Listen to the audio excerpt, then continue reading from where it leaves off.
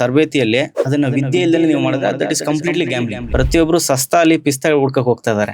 ಈ ಒಂದು stock market ಇದೆಯಲ್ಲ, it is a luxurious job ಅಂತ ಹೇಳ್ಬೋದು. ನೀವು ಮನೇಲಿ ಕುತ್ಕೊಂಡಾದ್ರೂ ಟ್ರೇಡಿಂಗ್ ಮಾಡ್ಬೋದು, ಟ್ರಿಪ್ ಅಲ್ಲಾದ್ರೂ ಟ್ರೇಡಿಂಗ್ ಮಾಡ್ಬೋದು, ಆಫೀಸಲ್ಲಿ ಕುತ್ಕೊಂಡು ಟ್ರೇಡಿಂಗ್ ಮಾಡ್ಬೋದು. ಕೆಲಸ ಬಿಟ್ಟು ಇದನ್ನ ಫುಲ್ ಟೈಮ್ ತಗೋಬೇಕು ಅಂದ್ರೆ ಒಂದು 3 ಮೇಜರ್ ಪ್ರಿನ್ಸಿಪಲ್ಸ್ ಫಾಲೋ ಮಾಡ್ಬೇಕು ಅಂದ್ರೆ ವಾಟ್ ಇಸ್ ಇಟ್?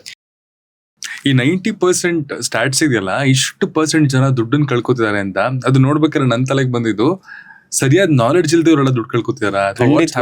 ಖಂಡಿತವಾಗ್ಲು ಇಲ್ಲಿ ಏನಾಗುತ್ತೆ ಅಂತ ಕೇಳಿದ್ರೆ, ಪ್ರತಿಯೊಬ್ರು ಸಸ್ತಾ ಅಲ್ಲಿ ಪಿಸ್ತಾ ಹುಡ್ಕಕ್ ಹೋಗ್ತಾ ಇದಾರೆ.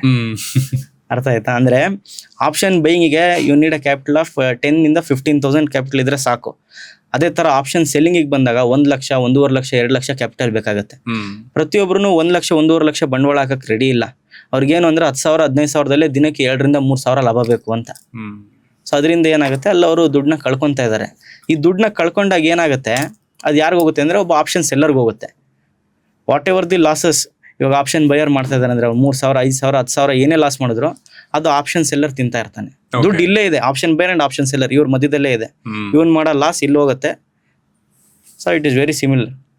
ಇದನ್ನ ಸುಮಾರು ಜನ ಬೇರೆ ಬೇರೆ ತರ ವರ್ಣಿಸ್ತಾರೆ. ಕೆಲವರು ಅದನ್ನ ಪ್ರೊಫೆಷನ್ ಆಗಿ ತಗೊಂಡಿರ್ತಾರೆ, ಕೆಲವರು ಸ್ಕಿಲ್ ಅಂತಾರೆ, ಕೆಲವರು ಗ್ಯಾಮ್ಲಿಂಗ್ ಅಂತಾರೆ. What is according to you? ಯಾವುದೇ ಒಂದು ವಿದ್ಯೆನ, ಯಾವುದೇ ಒಂದು ತರಬೇತಿಯಲ್ಲಿ ಅದನ್ನ ವಿದ್ಯೆ ಇಲ್ಲದೆ ನೀವು ಮಾಡಿದ್ರೆ ದಟ್ ಇಸ್ ಕಂಪ್ಲೀಟ್ಲಿ ಗ್ಯಾಮ್ಲಿಂಗ್. ನೀವು ಕಲ್ತು ಮಾಡಿದ್ರೆ it is 100% it is a professional business. ಅದೇ ತರ ನೀವೇನಾದ್ರೂ ಇದನ್ನ ಒಂದು ಎಕ್ಸಾಂಪಲ್ ಮೂಲಕ ನೋಡಿದ್ರೆ, ಈ ಒಂದು ಸ್ಟಾಕ್ ಮಾರ್ಕೆಟ್ ಇದೆಯಲ್ಲ, it is a luxurious job ಅಂತ ಹೇಳ್ಬೋದು. ನೀವು ಮನೇಲಿ ಕುತ್ಕೊಂಡಾದ್ರೂ ಟ್ರೇಡಿಂಗ್ ಮಾಡ್ಬೋದು, ಟ್ರಿಪ್ ಅಲ್ಲಾದ್ರೂ ಟ್ರೇಡಿಂಗ್ ಮಾಡ್ಬೋದು, ಆಫೀಸಲ್ಲಿ ಕುತ್ಕೊಂಡು ಟ್ರೇಡಿಂಗ್ ಮಾಡ್ಬೋದು. ಅದೇ ತರ ನೀವು ಇನ್ವೆಸ್ಟಿಂಗ್ ಮಾಡ್ಬೋದು. ಏನ್ ಬೇಕಾದ್ರೂ ಎಲ್ಲಿ ಬೇಕಾದ್ರೂ ಕುತ್ಕೊಂಡು ಯು ಕ್ಯಾನ್ ಡೂ. ಆದ್ರೆ ಅದಕ್ಕಾದ ಒಂದು ಪ್ರಾಪರ್ ನಾಲೆಡ್ಜ್ ಬೇಕಷ್ಟೇ. ಬಟ್ ನೀವು ಇದನ್ನ ಪ್ರೊಫೆಷನ್ ಆಗಿ ತಗೊಂಡು ಇದನ್ನೇ ಮಾಡ್ಬೇಕು ಅಂತ ಅಂದಾಗ what was your principles, protocols? ಇಲ್ಲ ಈ ತರದ್ದು ಒಂದು ಸೆಟಪ್ ಆದ್ರೆ ಮಾತ್ರ ನಾನು ಇದನ್ನ ಫುಲ್ ಟೈಮ್ ತಗೊಂಡು ಮಾಡಕ್ಕಾಗುತ್ತೆ ಅಂತ. ಬಿಕಾಸ್ ಸುಮಾರು ಜನ ನೋಡ್ತಿರ್ತಾರೆ, ಎಲ್ರಿಗೂ ನಾನು ಕೆಲಸ ಬಿಟ್ಬಿಡ್ತೀನಪ್ಪ, ಫುಲ್ ಟೈಮ್ ಸ್ಟಾಕ್ ಮಾರ್ಕೆಟ್ಗೆ ಬರ್ತೀನಿ, ಒಂದೊಳ್ಳೆ ಲೈಫನ್ನು ಲೀಡ್ ಮಾಡಬೇಕು ಅಂತ ಆಸೆ ಇರುತ್ತೆ. ಬಟ್ ಲಾಜಿಕಲಿ ಅದು ವರ್ಕೌಟ್ ಆಗಲ್ಲ. ಸುಮಾರು ಜನ ಬಂದು ಸುಮಾರಷ್ಟು ಹಣನ ಕಳ್ಕೊಂಡು ಮತ್ತೆ ಕೆಲ್ಸಕ್ಕೆ ಹೋಗಿರೋರು ತುಂಬಾ ಜನ ಇದ್ದಾರೆ. ಕೆಲಸ ಬಿಟ್ಟು ಇದನ್ನ ಫುಲ್ ಟೈಮ್ ತಗೋಬೇಕು ಅಂದ್ರೆ ಒಂದು 3 ಮೇಜರ್ ಪ್ರಿನ್ಸಿಪಲ್ಸ್ ಫಾಲೋ ಮಾಡ್ಬೇಕು ಅಂದ್ರೆ ವಾಟ್ ಇಸ್ ಇಟ್? ಮೇಜರ್ ಏನ್ ಬೇಕಾಗುತ್ತೆ ಅಂದ್ರೆ, ಫಸ್ಟ್ ಕಲಿಕೆ, ಆಮೇಲೆ ಡಿಸಿಪ್ಲಿನ್ ಅಂಡ್ ಕನ್ಸಿಸ್ಟೆನ್ಸಿ. ಇವಾಗ ಏನಾಗುತ್ತೆ, ತುಂಬಾ ಜನಕ್ಕೆ ಮೈಂಡ್ ಸೆಟ್ ಒಂದೇ ತರ ಇರೋದಿಲ್ಲ. ಒಬ್ಬ ವ್ಯಾಪಾರಸ್ಥ ಅವ್ನಿಗೇನ್ ಗೊತ್ತಿರುತ್ತೆ, ನಾನು ಇವಾಗ ಯಾವುದೇ ಒಂದು ಫೀಲ್ಡ್ಗೆ ಹೋದ್ರೆ ನಂಗೆ ಮಿನಿಮಮ್ ಆದ್ರೂ 6 ರಿಂದ 1 ವರ್ಷ ಬೇಕು ಸಸ್ಟೈನ್ ಆಗೋದಕ್ಕೆ. ಸಸ್ಟೈನ್ ಆದ್ಮೇಲೆ ನಾನು ಲಾಭನ ನೋಡ್ಬೇಕು ಅಂತ ಅಂದ್ಬಿಟ್ಟು ಇಲ್ಲಿ ಏನಾಗುತ್ತೆ, ಜನರು ಬರ್ತಾರೆ, ಒಂದು ದಿನ ಸ್ಟಾಕ್ ಮಾರ್ಕೆಟ್ ಅಲ್ಲಿ ಇನ್ವೆಸ್ಟಿಂಗ್ ಮಾಡ್ತೀನಿ ಅಂತ ಬರ್ತಾರೆ, ಇನ್ನೊಂದು ದಿನ ಇಂಟ್ರಾಡೇ ಮಾಡ್ತೀನಿ ಅಂತ ಬರ್ತಾರೆ. ಇಲ್ಲೇನಾಗುತ್ತೆ, ಅವ್ರ ಮೈಂಡ್ ಸೆಟ್ ಫ್ಲಕ್ಚುಯೇಟ್ ಆಗ್ತಾ ಇರುತ್ತೆ. ಆಮೇಲೆ risk management is only the key factor for success in stock market. ಅಂದ್ರೆ ಅವರಿಗೆ ರಿಸ್ಕ್ ನ ಮ್ಯಾನೇಜ್ ಮಾಡೋದಕ್ಕೆ ಬರಲಿಲ್ಲ ಅಂತ ಕೇಳಿದ್ರೆ ಇಟ್ ಇಸ್ ಕಂಪ್ಲೀಟ್ಲಿ ವೇಸ್ಟ್. ಅವ್ರು ಏನೇ ಕಲ್ತ್ರು, ಅವ್ರು ಏನೇ ಉಪಯೋಗಿಸ್ಕೊಂಡ್ರು ಅದು ಮಾಡಕ್ ಬರೋದಿಲ್ಲ. ಇವಾಗ ಫಾರ್ ಎಕ್ಸಾಂಪಲ್ 1 ಲಕ್ಷ ಬಂಡವಾಳ ಹಾಕಿದ್ದೀನಿ ಅಂತ ತಿಳ್ಕೊಳ್ಳಿ. ನಾನು ನನ್ನ ರಿಸ್ಕ್ ಪ್ಯಾರಾಮೀಟರ್ 10,000 ರೂಪಾಯಿ ಇದೆ ಅಷ್ಟೇ, which is 10% of my capital. ಪ್ರತಿಯೊಬ್ರು ತಗೋಬೋದಾ? ಸೊ ನನ್ನ ಉದ್ದೇಶ ಏನಿರುತ್ತೆ, ಈ 10% ರಿಸ್ಕ್ ಆದ್ರೆ ನಾನು ಆ ತಿಂಗಳು ನಿಲ್ಸ್ಬಿಡ್ತೀನಿ. ನಾನು ಆ ತಿಂಗಳು ಏನೂ ಟ್ರೇಡ್ ಮಾಡಕ್ ಹೋಗೋದಿಲ್ಲ. ಯಾಕಂದ್ರೆ ಆ ತಿಂಗಳು ನನಗೆ ಲಾಸ್ ಆಗ್ತದೆ, ನನ್ನ ಮೈಂಡ್ ಸೆಟ್ ಕೆಟ್ಟೋಗಿದೆ ಅಂತ ಅಂದ್ಬಿಟ್ಟು. ಇವಾಗ ಒಬ್ಬೊಬ್ರು ಏನ್ ಮಾಡ್ತಾರೆ, ಒಂದ್ ದಿನಕ್ಕೆ 10,000 ರಿಸ್ಕ್ ತಗೊಂತಾರೆ ಅಥವಾ 50,000 ರಿಸ್ಕ್ ತಗೊಂತಾರೆ. ಯಾವ ಖುಷಿಗೆ ಅಂತ ಕೇಳಿದ್ರೆ, ಅವರು 50,000, 1 ಲಕ್ಷ ನಾನು ಒಂದೇ ದಿನಕ್ಕೆ ಬರಬೇಕು ಅಂತ. Higher risk, higher the money. Yes, okay.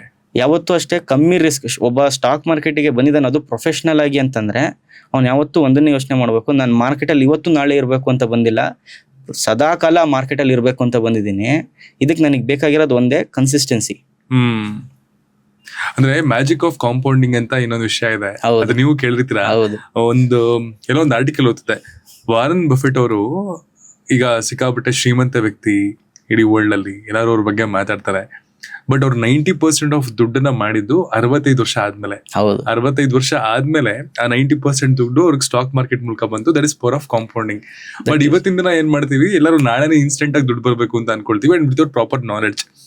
So ಇಲ್ಲಿ ಈ ಪವರ್ ಆಫ್ ಕಾಂಪೌಂಡಿಂಗ್ ಅನ್ನೋದು ಹೇಗೆ ಮ್ಯಾಜಿಕ್ ಮಾಡುತ್ತೆ, ಅದ್ರ ಬಗ್ಗೆ ಸ್ವಲ್ಪ ಎಕ್ಸ್ಪ್ಲೈನ್ ಮಾಡ್ಬೋದು? ಇದನ್ನ ಒಂದು ಉದಾಹರಣೆ ಮೂಲಕ ನಾನು ನಿಮಗೆ ಎಕ್ಸ್ಪ್ಲೈನ್ ಮಾಡ್ಬೋದು. ಫಾರ್ ಎಕ್ಸಾಂಪಲ್, ಇವಾಗ ಯಾವುದೋ ಒಬ್ಬ ವ್ಯಕ್ತಿ ಹತ್ರ 1 ಲಕ್ಷ ರೂಪಾಯಿ ದುಡ್ಡಿದ್ದನ್ನು ತಿಳ್ಕೊಳ್ಳಿ. ಅವನು ಬ್ಯಾಂಕಿಗೆ ಹೋಗಿ FD ಇಟ್ರೆ ಪ್ರತಿ ವರ್ಷನೂ ಅವನಿಗೆ 7% ಇಂಟ್ರೆಸ್ಟ್ ಸಿಗುತ್ತೆ. ಅದು TDS ಎಲ್ಲ ಕಟ್ಟಾದ್ರೆ 6% ಬರುತ್ತೆ. ಅಂದ್ರೆ 3 ವರ್ಷದ ನಂತರ ಅವನ ಹತ್ರ ಎಷ್ಟು ದುಡ್ಡು ಮಿಕ್ಕಿರುತ್ತೆ? ಒಂದು ವರ್ಷಕ್ಕೆ 7,000 ರೂಪಾಯಿ ಬಡ್ಡಿ ಲೆಕ್ಕ. 10 ವರ್ಷಕ್ಕೆ ಅಂದ್ರೆ ಒಂದು 70,000 ರೂಪಾಯಿ ಜಾಸ್ತಿ ಆಗಿರುತ್ತೆ. ಅಂದ್ರೆ ಮ್ಯಾಕ್ಸ್ ಟು ಮ್ಯಾಕ್ಸ್ ಅವನ ಹತ್ರ 1,70,000 ರೂಪಾಯಿ ಇರುತ್ತೆ ಅಷ್ಟೇ. ಆದ್ರೆ ಈ ಪವರ್ ಆಫ್ ಕಾಂಪೌಂಡಿಂಗ್ ಅನ್ನೋದು it is an ultimate game changer for stock market. So ಇಲ್ಲಿ ಏನಾಗುತ್ತೆ, ಅದೇ 1 ಲಕ್ಷ ರೂಪಾಯಿ ಅವನೇನಾದ್ರು ಹಾಕಿ ಪ್ರತಿ ವರ್ಷನೂ ಒಂದು 15% ರಿಟರ್ನ್ ತೆಗೆದ್ರು ಅಷ್ಟೇ ಇನ್ನು 10 ವರ್ಷದ ನಂತರ ಅವ್ನ ಕ್ಯಾಪಿಟಲ್ ಏನಂದ್ರು 3-4 ಲಕ್ಷ ಇರುತ್ತೆ. So this is power of compounding.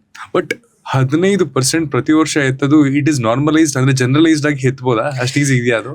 ನೀವು 10 ವರ್ಷದ ಆವರೇಜ್ ತಗೊಂಡಾಗ ದೇರ್ ಆರ್ ಇಯರ್ಸ್ ದಟ್ ಇವಾಗ ಲಾಸ್ಟ್ 2 ವರ್ಷ ನೋಡ್ರಿ stock market has given no returns. Correct ಅಲ್ವಾ? ಇವಾಗ ಲಾಸ್ಟ್ ಇನ್ನೊಂದ್ಸರಿ ತಗೊಂತೀನಿ, ಲಾಸ್ಟ್ 2 years ಗ್ಯಾಪ್ ನ ನೋಡಿದ್ರೆ stock market has given no returns. ಅಂದ್ರೆ ಇನ್ 8 ವರ್ಷ ಇನ್ ಮಿಕ್ಕಿದೆ. ಈ 8 ವರ್ಷದಲ್ಲೂ ಏನು ರಿಟರ್ನ್ ಕೊಡೋದಕ್ಕೆ ಆಗೋದಿಲ್ಲ ಅಂತ ಹೇಳಕ್ ಬರೋದಿಲ್ಲ. ನೀವು ಯಾವುದೇ ಒಂದು ಕ್ರಾಶ್ ನ ನೋಡ್ರಿ, might be 2000 crash, 2008 crash, 2020 crash, ಯಾವಾಗ ಮಾರ್ಕೆಟ್ ರಿಟರ್ನ್ಸ್ ಕೊಟ್ಟಿಲ್ಲ ಅಥವಾ ಯೂಜ್ ಕ್ರಾಶ್ ಆಗಿದೆ, ಅಲ್ಲಿಂದ ಯೂಜ್ ರಿಕವರಿ ಬಂದಿದೆ ಅಂಡ್ ಒಂದು ಔಟ್ಸ್ಟ್ಯಾಂಡಿಂಗ್ ರಿಟರ್ನ್ ನ ಮಾಡಿದ್ದಾರೆ. ಅಂತಂದ್ರೆ ಆನ್ ಆವರೇಜ್ ತಗೋಬೇಕು. ಯಾವತ್ತು ಪ್ರತಿ ವರ್ಷನೂ 15% ಅಂದ್ರೆ ವರ್ಷದ ಕೊನೆಗೆ ನನಗೆ 15% ಬಂದಿದ್ಯಾ ಅಂತ ನೋಡೋದಲ್ಲ. 10 ವರ್ಷದ ಆವರೇಜ್ ತೆಗೆದಾಗ 15% ರಿಟರ್ನ್ ಪ್ರತಿ ವರ್ಷನೂ ಇದ್ರೆ ಅವ್ನು ಖಂಡಿತವಾಗ್ಲೂ he will make huge money.